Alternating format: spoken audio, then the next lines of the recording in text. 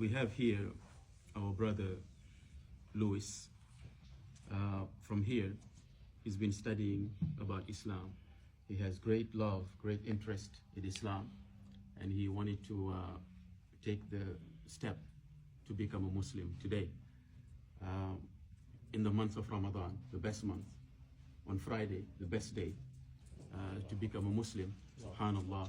So you will say these words with me as we take a pledge. You say, Ashhadu an la ilaha illa Allah wa ashhadu anna Muhammadan abduhu wa rasuluh.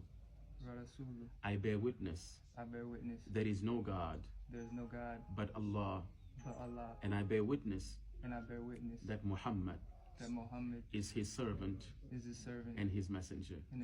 Allahu Akbar. Takbir. Congratulations, man. Congratulations. You did it. Congratulations. Allahu Akbar. So from this point onward, all the actions that you do in Islam, the prayer, the fasting, everything will be recorded in your good deeds. We ask Allah to accept it for you. And I invited you to come tonight. We have big iftar. I will put you in touch with one of the brothers who will start helping you with learning how to pray from A to Z, how to make the wudu, everything you need to know, somebody will teach you.